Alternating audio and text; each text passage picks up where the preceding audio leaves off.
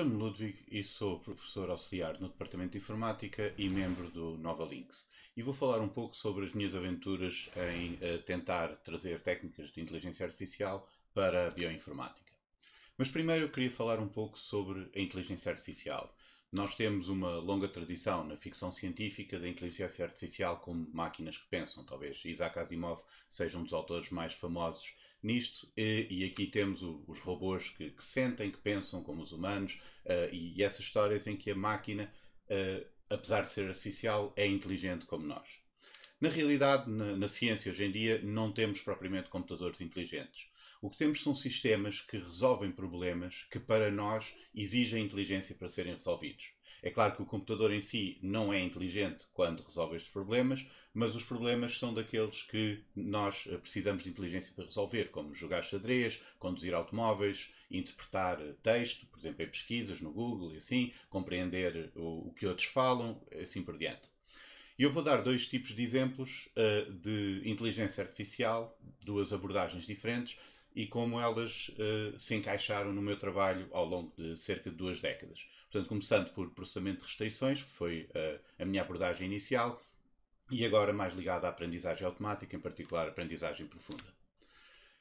Vou dar um exemplo de como podemos usar estes sistemas que resolvem problemas que nós precisaríamos de inteligência para resolver, mas que o fazem de uma forma que o computador consegue utilizar, apesar do computador não ser inteligente.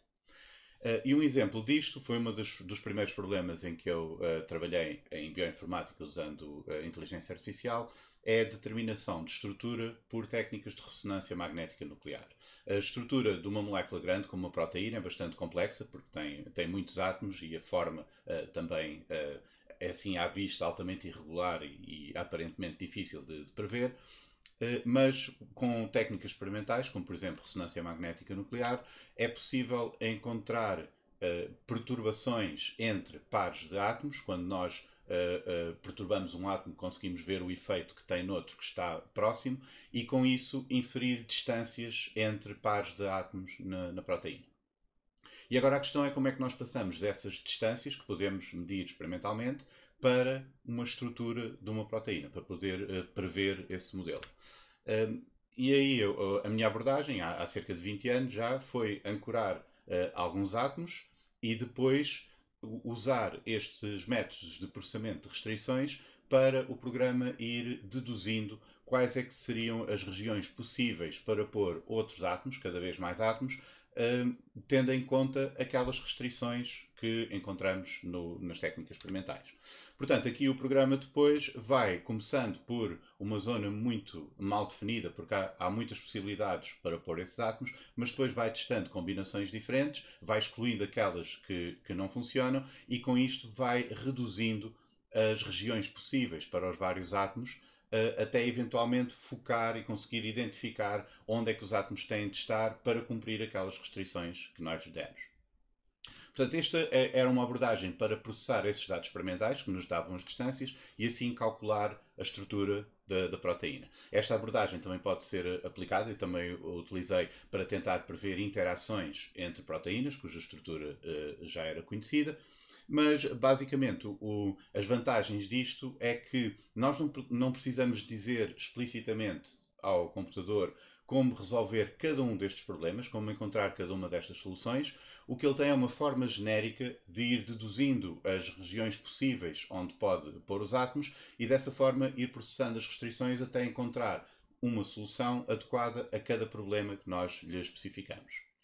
Uma desvantagem aqui é que precisa não só de ter este método de inferência das posições dos átomos explicitamente descrito, portanto, a própria forma de processar as restrições tem de estar lá programada de uma maneira explícita, como as restrições em si têm de ser fornecidas explicitamente. É claro que há uma vantagem nisto, é que depois nós conseguimos perceber o que é que o programa está a fazer. Portanto, isto tudo acaba por ser inteligível precisamente por estar tudo de uma forma explícita. Entretanto, com o passar dos anos, esta abordagem foi largamente ultrapassada por abordagens diferentes baseadas em aprendizagem automática, em particular aprendizagem profunda. Por exemplo, em 2018, o AlphaFold, que é um programa baseado em redes neuronais profundas, venceu uma competição que avalia sistemas de previsão de estrutura de proteínas, este é o caso. Nessa altura, em 2018, venceu, foi melhor que os outros todos que usavam várias técnicas diferentes para tentar resolver este problema, mas agora mais recentemente, em 2020, voltou a vencer, mas com uma vantagem tão grande que tornou óbvio que não há forma de competir com esta abordagem de inteligência artificial, de aprendizagem profunda. E de resto, nos últimos 5 anos, 10 anos, tem sido cada vez mais clara a maneira como a aprendizagem profunda tem dominado a resolução de uma gama muito vasta de problemas. Na verdade, todos aqueles exemplos que eu dei de condução autónoma, de interpretação de texto, de interpretação de voz e assim, acabam por ser hoje em dia dominados por aprendizagem profunda. E então isto, nos últimos anos, obviamente tem também motivado uma alteração na direção da minha investigação para acompanhar estes desenvolvimentos e vou falar também um pouco do que é isto da aprendizagem profunda. Portanto, sem entrar em muitos detalhes, a ideia é que nós temos redes neuronais, são redes que encadeiam transformações não lineares dos dados, com muitos parâmetros que podem ser ajustados, portanto, essas transformações podem ser adaptadas àquilo que nós queremos extrair dos dados. E o que acontece é que conforme vamos andando de camada em camada pela rede, os dados vão ser transformados de formas diferentes até extrairmos um conjunto de atributos, de valores, que possam ser usados para aquilo que nós queremos. Neste exemplo muito simples, tenho apenas uma rede que tem aqui uma camada escondida e uma camada de saída que nos vai dizer, vai fazer a distinção entre o grupo vermelho e o grupo azul. E o que acontece aqui nesta camada estendida é que está a transformar esta representação inicial dos pontos, em que eles estão nestas posições, e mudando as posições dos pontos de maneira a ser depois fácil de separá-los simplesmente com uma linha reta, que é o que a última camada faz.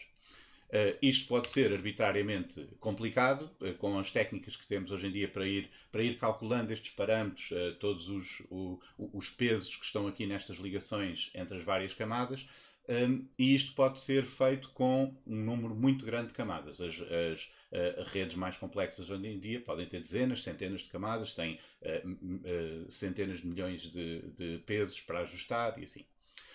Portanto, isto dá uma forma extremamente poderosa de conseguir converter dados, mesmo que não estejam bem estruturados, mesmo que nós não consigamos perceber quais são as correlações que estão lá, mas convertê-los de uma forma a que torna explícita, desculpem, não explícita, mas torna mais clara quais são as correlações que nós estamos à procura.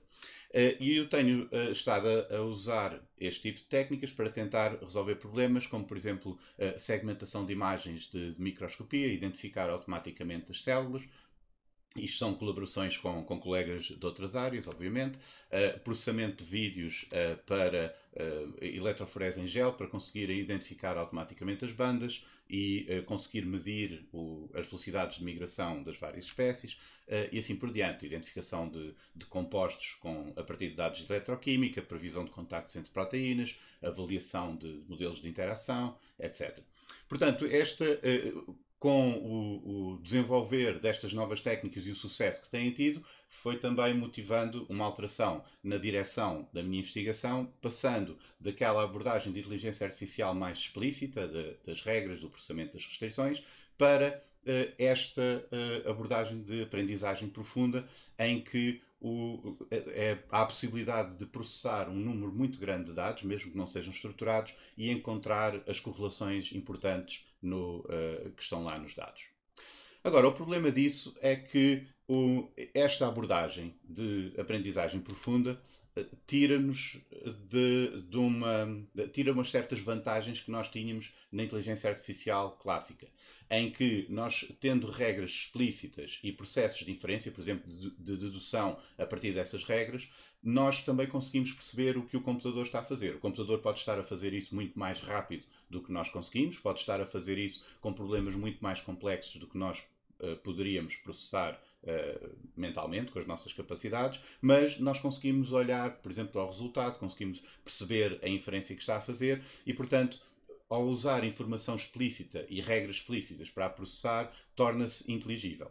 O problema da aprendizagem profunda é que, apesar destas redes neuronais se conseguirem ajustar muito bem e encontrar aquelas correlações entre os dados, fazem-no de uma forma que depois não é inteligível. Nós não conseguimos olhar para aqueles milhões de pesos e perceber o que é que está ali a acontecer.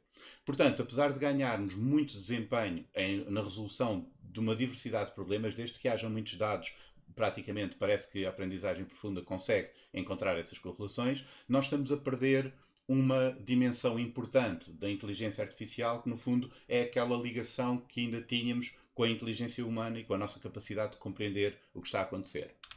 Portanto, há aqui uma questão importante e várias questões associadas, que é se nós conseguimos juntar, casar, digamos assim, estas duas abordagens e ter o melhor de cada uma. Por exemplo, se conseguimos encontrar formas de traduzir aquilo que a rede faz para inferências explícitas que nós possamos compreender. Ou se conseguimos usar redes neuronais profundas e a sua capacidade de fazer induções acerca de correlações para depois mapear explicações e nos dar algo que nós possamos ler, que nós possamos compreender daquilo que o sistema está a fazer. Ou mesmo se a rede neuronal pode aprender a formular hipóteses explícitas numa linguagem simbólica que os humanos consigam perceber. Isto são perguntas extremamente interessantes. Neste momento, nesta fase da investigação, tenho de admitir que ainda só tenho perguntas, mas no fundo, para quem investiga, perguntas acabam por ser mesmo aquilo que é mais interessante. Assim que temos respostas, podemos passar a outro problema. Obrigado a todos pela vossa atenção.